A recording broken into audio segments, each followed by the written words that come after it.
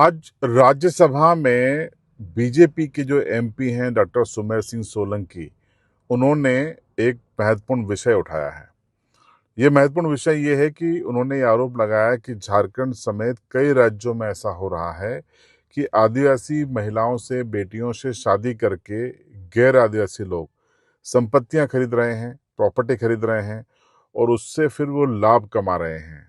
और अगर सरकारों का इस ओर ध्यान नहीं है।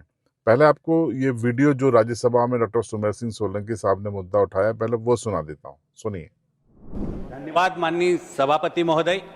नर्मदे हर।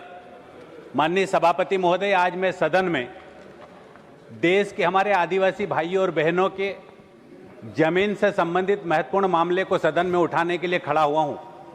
माननीय सभा को लेकर सरकार एवं सदन का ध्यान इस महत्वपूर्ण मुद्दे की ओर आकर्षित करना चाहता हूं।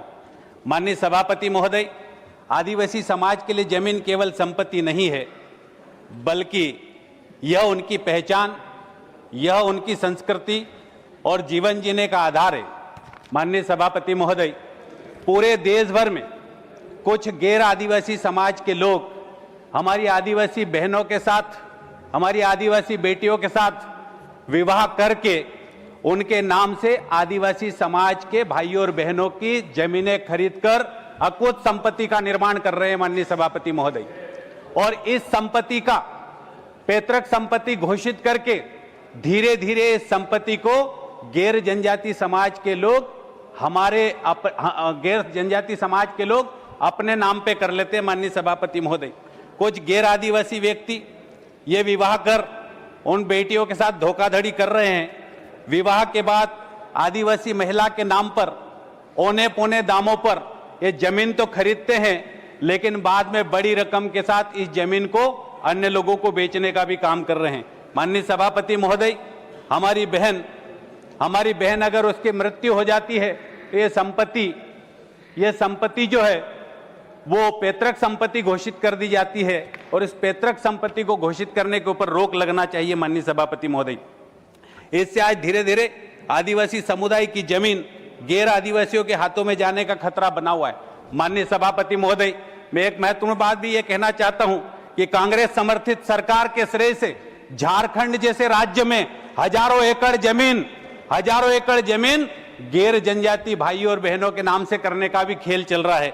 माननीय सभापति महोदय, मैं आपके माध्यम से सरकार से ये मांग करता हूं कि आदिवासी समाज के लिए केवल आदिवासी समाज ऐसे मामले की व्यापक और निष्पक्ष जांच होनी चाहिए, कानून में सख्ती लाई जाना चाहिए, आदिवासियों की जमीनों में पीड़ित आदिवासी महिलाओं को कानूनी सुरक्षा प्रदान की जाना चाहिए। और माननीय सभापति महोदय, जो विवाह आदिवासी जमीनों को हड़पने के लिए किए गए उनकी जांच होना चाहिए, और इस प्रकार की जमीनों को शासकीय राजकीय संपत्ति घोषित की जाना चाहिए।